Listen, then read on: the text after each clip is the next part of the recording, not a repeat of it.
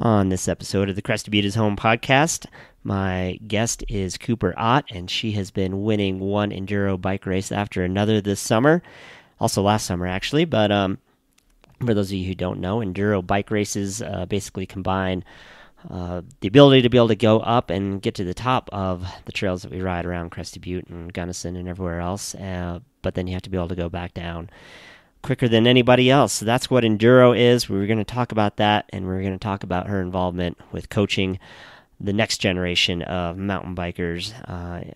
And thank you so much, everyone who has left a review on Apple Podcasts. I've noticed quite a few of those 5-star reviews. I really appreciate it. And if you have time and you haven't left one, I'd love a review there, or Stitcher, or Google Podcasts, or wherever you listen to your podcasts. And let's get on with the show. Today on Crested Butte is Home, my guest is Cooper Ott. And Cooper, why don't you tell us a little bit about yourself and where you're from and how you got to Crested Butte? All right. So I'm from Michigan originally, northern Lower Peninsula, if you're familiar, and then went to school up in Marquette, Michigan, up on Lake Superior, the coast. And that's the Upper Peninsula, right? Yeah. Okay, way cool. Up in the UP, eh?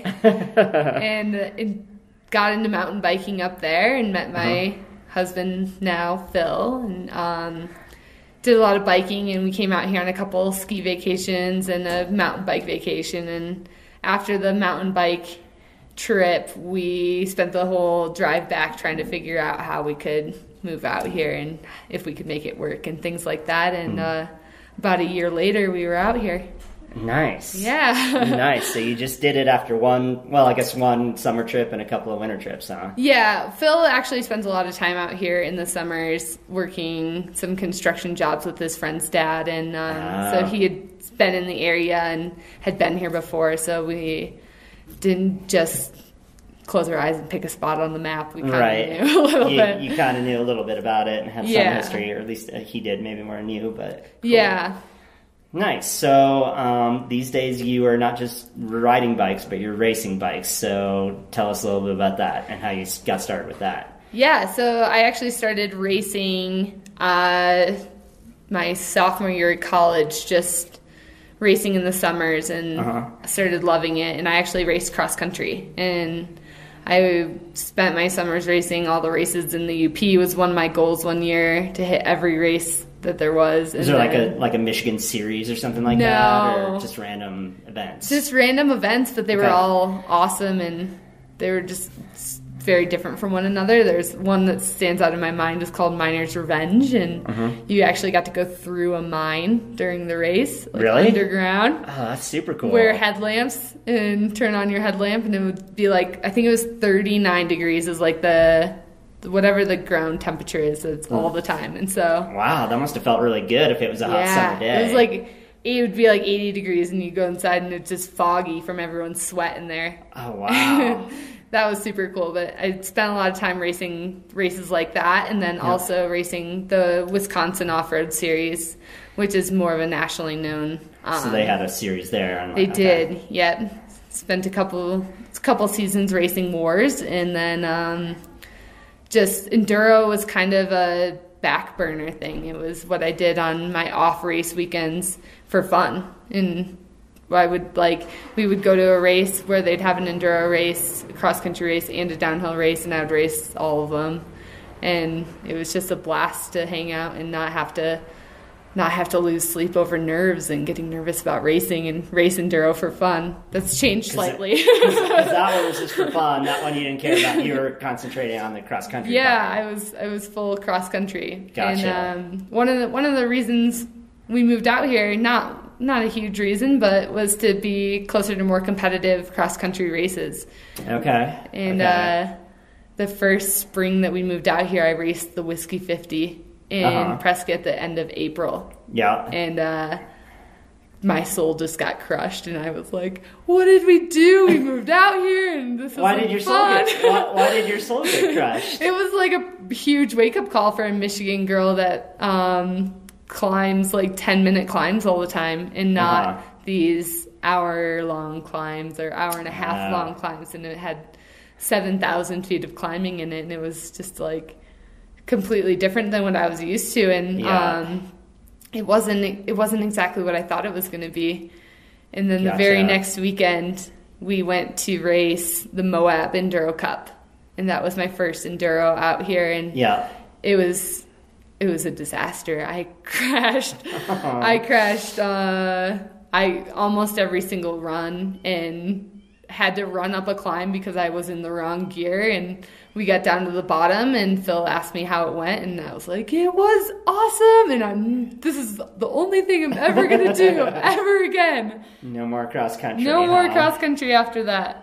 Which is not true. I totally raced more cross-country races. But but your focus was already switching. Yeah. Kind of switched my focus to Enduro. Kind of abandoned most of my cross-country plans for the entire season. I had already signed up for all of the all the epic rides and changed to signing up for all of the big mountain Enduros. And nice. Actually I ended up winning that whole series that year, which was awesome. It was clearly your calling.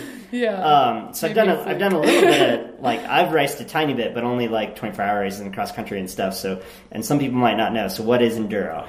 Enduro is the greatest race ever created. No. Okay then. No, it's more like a fun hangout group ride all the way up to the top of these stages where you spend X amount of time climbing. It kind of depends on the area. Here, there's like a time limit, right? That's how it... Depending on the race. Okay. A lot of the races that I race are a little more lenient. The Enduro World Series races are pretty strict on getting to your start on time. Okay. But you hang out, go up the climb pretty slowly, and then once you get to the top, you have a couple minutes to regroup, get your knee pads on, get your elbow pads on, whatever you need to do, eat a snack, and then it's sort of like downhill ski racing at that point where you're the only one on course. They say ready, set, go, or you hear your time go, and you go, and then there's a finish line at the bottom, and that's where your time stops. Yeah, okay. And so they're mostly downhill stages. There are courses that have little climbs or are more pedally than other courses, and then there's also courses that are more like a downhill course. Okay, gotcha. Where sometimes you do wish you had a downhill bike, but you can't pedal, or you don't want to pedal a downhill bike up there. So gotcha. Because then, I mean, but you could if you wanted to. Is like especially if there was no time limit, you could pedal a full downhill bike up if you wanted to. You could do it if you wanted to. But you might be too tired at the top and not ride well because you were beat up. And or is that the idea? Or? Yeah, that is. Sometimes the courses, my favorite Enduro races are the ones that have a really good variety of trails in the race. And so it showcases the trails in the area, and it also is a little bit more like the downhill oriented person might not be the fastest on every stage and things like that. I think it really shows the best like all around rider. And so I think those kind of races are really cool. Gotcha. A little bit of like straight up downhill tracks, a little bit of like pedally or more trail style courses. I love the variety. It keeps you on your toes, and it makes it so riding an enduro bike is the fastest bike to ride. Gotcha. So to go back to a ski analogy, almost like a combined where you're supposed to be good at slalom and downhill. Yeah. Hopefully. Yeah. Like showcasing a wide variety of skills. Exactly. Nice. Yeah. I grew up downhill ski racing, so that's where all my like... Oh, nice. Me too. Yeah. Cool. So are there a lot of other women racing enduro, or is it like totally guy dominated? Like other sports, there are definitely more men than women. Yeah. However, at the last race I went to in Angel Fire, New Mexico, there were 15 pro women, which is an awesome field. Nice. It's a good size field. I very rarely, when I was racing cross country, did I race 15 women. And so the Enduro definitely has a strong showing. Yeah. When you go into the Enduro World Series level races, I mean, I've raced against like 55 pro women, so it gets way bigger, way higher level of competition, and just it's amazing. Nice. Well, I'm kind of jumping ahead, but so there's a World Cup. So how do you qualify for the World Cup then? Yeah, so there's a couple of ways to get into qualifying for the race. There are a couple of races in Colorado or in the U.S. that are Enduro World Series qualifiers. Okay. So if you place in a certain race at a certain level or place, then you can qualify to get pre-entry into the Enduro World Series races. Okay. And so it happens a little bit before they do the lottery for the rest of the racers. And so if you qualify, you can have early entry, and you can, during the week before, you can pay for the races that you want to do. Otherwise, you're playing the lottery, and there's only a certain amount of spots open in every race, and they're drawing names. Really? So they just draw names based on the pro circuit, which is the one below the world circuit or whatever? No, actually, you can put your name in the hat. So The first year that we moved out here, and I didn't have any races under my belt and didn't have any real way for them to see where I was kind of like within the U.S. women's standings and things like that. I just I filled out the lottery application and waited to hear back to see if I got in. And you did get in. I did get in, yep. Nice. And Phil also got in, which was awesome because it was our first year out here, and we were able to travel there. It was just in Aspen, so travel over to Aspen together. Nice. And so you got to do that. Yeah, it was it's really hard to describe racing against 55 of the fastest women in the world. Right. It's amazing. It's really cool. Nice. So do you ride with, is Phil almost if he's not riding, racing as well, is he almost like your coach sometimes too? Or how's your guys' relationship with your racing? Yeah, definitely. So I like to think of him as my skills coach. He's really supportive, and I think that I'm pretty good about taking his feedback. I really value his opinions and his ability and his coaching, and I know that he's a great coach, and so it's really fun to go out and ride and session things and figure it out with him. And at most of the races, even if he's racing, we practice together, and that's where I feel the most comfortable. And look at certain sections of the course and stuff and talk about line choices and things like that. Just trying to follow him down the tracks too. It's a good way to practice for me. Yeah. But and then when he isn't racing, or when he is racing and things like that, he's the one that he takes care of my bike and everything at the races as well. Oh, nice. So he's your team mechanic. Yeah, he is a really great mechanic as well. Awesome. That's good to have. The support is a huge part of it too. If you're doing huge. It yourself, and or just going to whatever random bike shop and crossing your fingers that whoever's working on your bike knows what they're doing. Or yeah. So we're recording this in mid-June 2018. So how's the season gone so far? So far, the season's going pretty well. A little hiccup in Moab, but no big deal.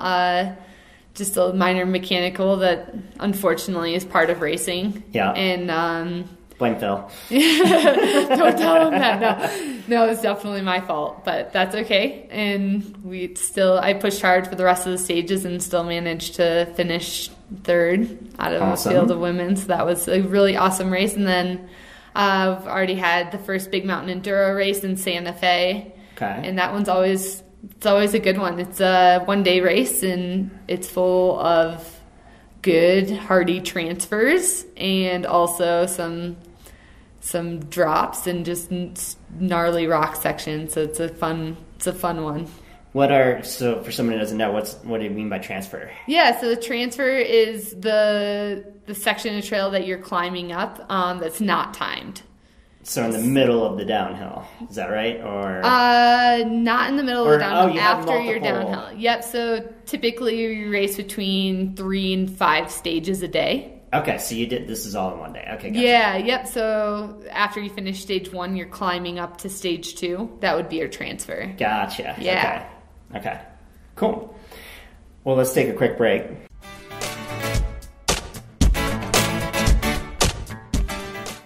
On this week's Crested Butte Real Estate Minute, I thought I would read a recent review from a buyer that I had who had a lot of twists and turns in their journey to becoming homeowners here, and it's as follows.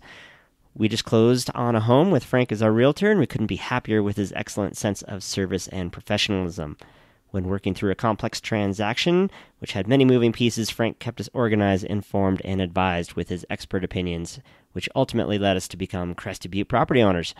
I would use Frank again in the future and would highly recommend him as a top-notch realtor in the Gunnison Valley. Thank you guys so much. I'm really glad that we made it to the end. And if you have any questions about Crested Butte or Gunnison real estate, please give me a shout. My website is crestedbutterealestateagent.com, and you can find my contact info there. Let's get back to the show.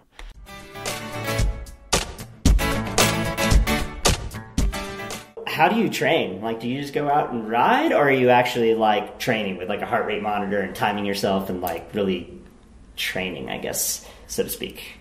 Oh, that is such a loaded question. So training involves eating ice cream, right? No, I'm just kidding. Definitely. I think that I don't formally train. I know what days work best for me to take a rest day before races. I know my body does really well if I take a certain day off before races, just to give myself some time to recover before, practicing hard and racing hard for, it's usually like 4 days in a row. So training leading up to that, it's really hard for me to train in an area like this because it's so beautiful, and I just want to go out on trail rides with my friends all the time, which are inadvertently doing intervals. Climbing up Teocalli Ridge is like doing 10 micro intervals in a row, and so I like to just count that. And then on the way down, you're going to ride as fast as you can, right? And pretend that you're in a race, or do you not necessarily go full bore? No, I would say I hardly ever go full bore when I'm out trail riding with friends or with Phil, or Phil's my friend too, but when we're out trail riding, I never really go out full bore. I did this spring a little bit at Hartman's, and I was like, whoa, I've never really done that before, but it felt really good. Maybe I should do more of this and have that be kind of training. Didn't really happen, but my intentions are there, but I get a little distracted by just wanting to ride what I want to ride every day and not have to worry about going out on the road and doing things like that. But that being said, just because I don't ride on a road bike doesn't mean I don't ride road. I mean, riding trails around here, there's plenty of dirt roads to ride. We do a lot of roads here, which personally I love, but I know some people wish they could ride up and down single track, but I think it's nice to just like veg out and just like ride up a road and not have to worry about what you're riding. I'm sort of glad that some of these things don't have single track all the way up them, because I would choose the single track always. Right.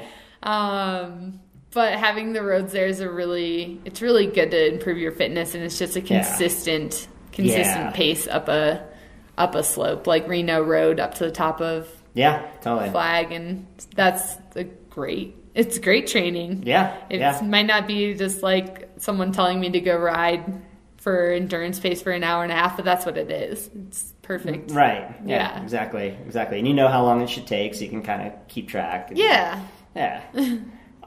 So what are some of your favorite rides then in Crested Butte? Ooh, I think if I were to pick one loop to do for the rest of my life, and that's all I could ever ride, I think it would be Reno, Flag, Bear, Deadman's. Really? That would be the one, huh? You just get 3 great descents. Yeah, you do. And it makes you forget about the little punchy climbs in between. But I think that there's a good variety. I love how Flag is just flowy and loose, sandy, and a little more pedally too pumpy than the other two. And Bear is just it's burly. It's fun. You're going fast, and then Deadman's you get to all the corners and working on switchbacks and things like that. You definitely get your switchback. How many of them training? Are there? I don't know. I've heard a million different numbers. 30 something, 40 something. I usually lose track. I like forget when I'm having too much fun on the way down. Totally. If you're really giving it, then you start to lose track.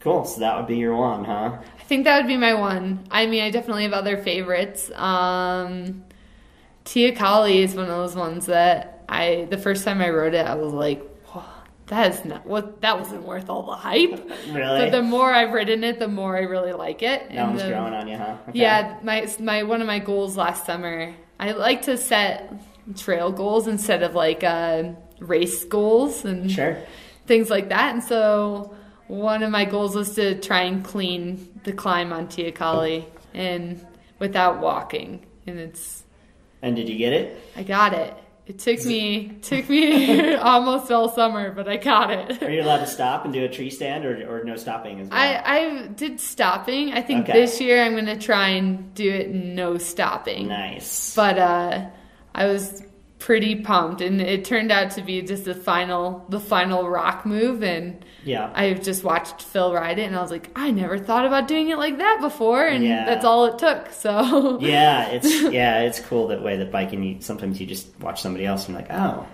now I get it. How'd they make it look so easy? Yeah, and it's that way. Rock climbing, you'll see someone like, oh, I didn't realize that was the handhold. Or there's lots of sports that do that. But, yeah, I'm sure.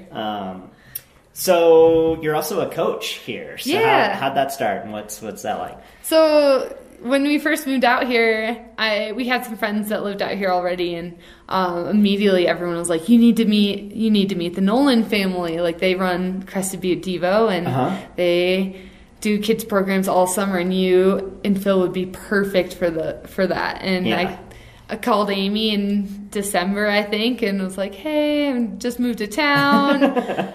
And I know it's the middle of winter, but I'm interested in coaching for you next summer. Let me know. And we met for coffee, and it was like, I knew instantly that it was going to be awesome. And started coaching that summer, and coached 2.5 days a week, I think. And then realized about the middle of August that I hadn't taken a day off my bike in a while. And so I was like, okay, like maybe we should adjust this a little bit for next year if I'm considering doing a lot more racing, because I didn't realize how labor-intensive enduro racing is.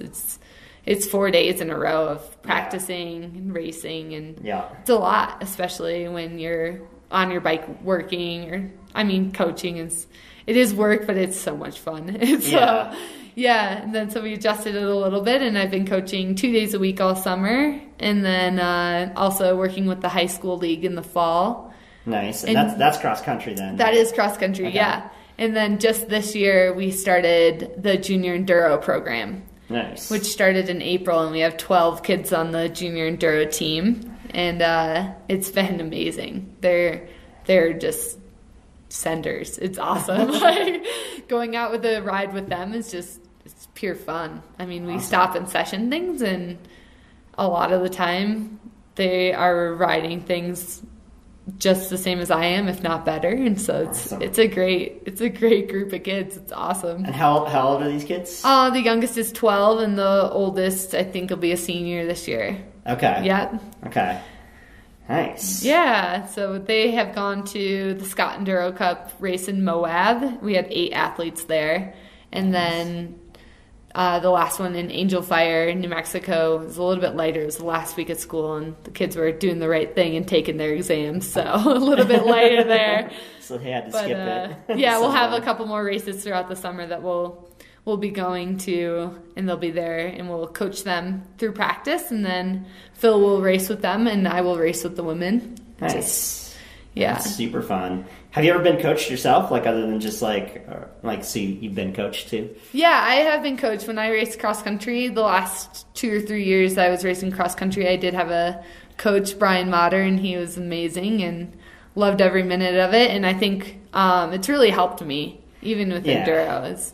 I still, from that, I know my body, and I know when I need a break, and I know in the winter when I'm riding the trainer just for peace of mind, just to make sure I'm keeping my legs moving and stuff like that. I can incorporate little interval workouts that I've done in the past that makes me feel a little bit more comfortable with starting the season and things like that, especially living here in Crested Butte, where we have snow sometimes until, June. Yeah, totally. So, yeah. Totally.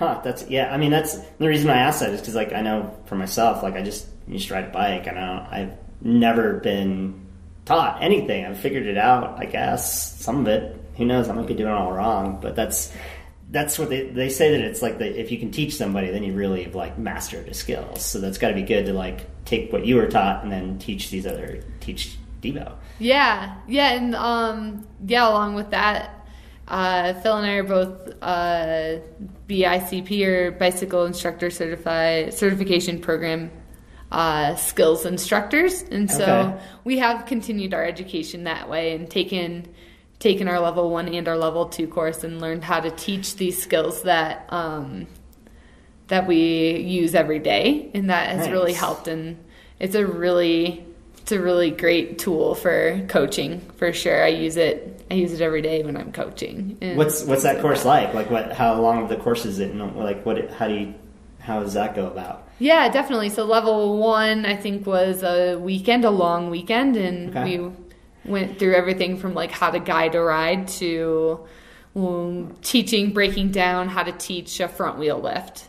And then level 2 gets a little bit more in depth. You go over things like high-speed cornering, front wheel lift, rear wheel lift, roll down lunges, and things like that. And I just feel that no matter how awesome of a mountain biker you think you are, I think there's always something to be learned. And learning to teach those skills, I learned so much in both courses, and it's just amazing to see what I'm doing and see what I could be doing better. And so not only did it help me with my coaching abilities, it also helped my riding. Oh, I'm sure. Sure, big time. Yeah, for sure. So you meant, what is a roll? What did you say? A roll down lunge. Roll down lunge. It's a fancy term for like the body position and things that you use when you're rolling down a rock roll, or you're peeking over something on a new trail and you don't know if it's going to be a drop or if it's going to be a rollable object. And so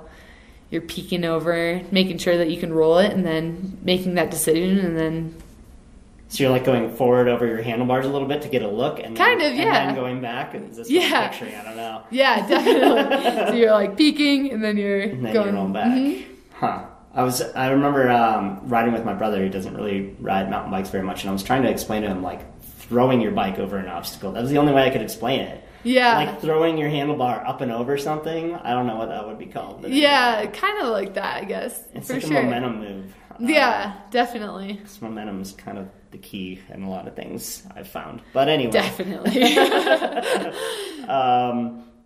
Well, let's start to wrap it up a little bit, but I'm sure you have some sponsors, so now's your chance to mention them and thank them. Yeah, definitely. So Trek has been on board since I raced cross country. And so I've been racing Trek bikes for all but 1 year I've raced. Okay, and so they've been a huge supporter and have been supporting more now that I'm in racing enduro and things like that, and they've been awesome. And along with Trek comes Bontrager, which is great to have the team of companies there. It makes things really easy, and Bontrager makes some great products as well. And Shimano is on board this year, new one. Nice. And so I'm pretty pumped about that. They just released their new 12-speed drivetrain, which I'm pretty psyched about. I'm jealous. Yeah. Can't wait to try that. But Shimano, and then Podium Wears makes all my sweet jerseys and all my race kits. And they're just a super awesome group of people. It's all made in Minnesota. And so that's... Almost home. Yeah, sort of. almost. It's in the Midwest. Yeah, for sure. And then Honey Stinger, CB South Fitness, Crested Butte Devo, and Flat Tire Defender is a wheel insert that I use to protect my rims when I'm riding all these courses that are super rocky and gnarly. It really helps to prevent pinch flats and keeps if you do end up puncturing your tire. I actually have had to ride it down in a stage before on pure rock, and my rim was untouched. So it's pretty amazing. So that's not like stands or something. That's like an insert that's like, what is it made out of? Yeah, it's a foam insert that you put inside your tire along your rim, and then your tire goes over it, and then you still put in your sealant, and then seal it all up, and it's kind of tubular, and it really helps against rocks and protects your rims and things like that. Cool. It adds a little bit of weight, which I know a lot of people are really concerned about weight, but I feel like the added protection is worth every ounce. So. Well, for sure, for racing like you're doing. Yeah, definitely. Like, it's more worth it than getting a flat and then you're just out. So. Yeah, and you don't want to break a wheel either. Right. So. Yeah, that too. Yeah. So Crested Butte is home, and Gunnison Valley is home. So why Crested Butte? Why not somewhere else?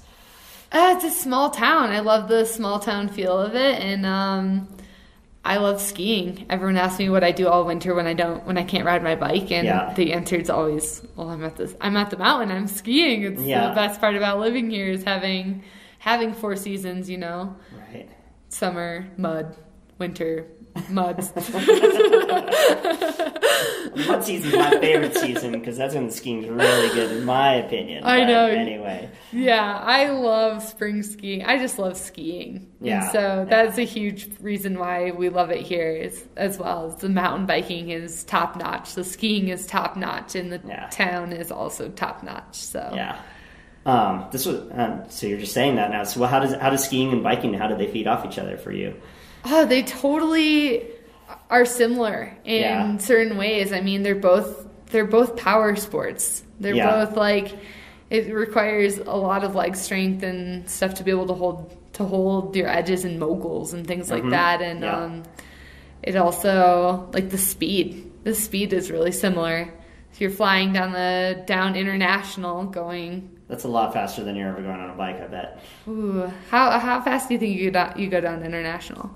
I think way faster than you realize. Really? Yeah. I got towed behind a buddy's snowmobile once, and he's like, how fast do you think I was going? And I was like, I don't know. And he's like, I was going 60. Oh, okay. And I was like, that felt super normal. I've gone 45 on a bike before, but... Yeah. I think on International, like, if it's clear and you're just, like, going as fast as you feel like going, I think you're going faster than that. But maybe not. It's true, but... Anyway. I mean, it gets you used to going fast, so you're going faster than on a bike. Yeah. And so when I'm on a bike, I notice that it doesn't seem to really scare me that I'm going that fast. I'm just used to it from skiing and things like that.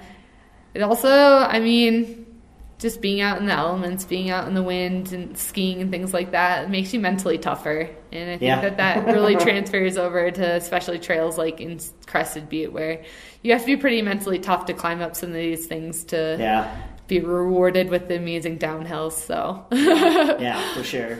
For sure.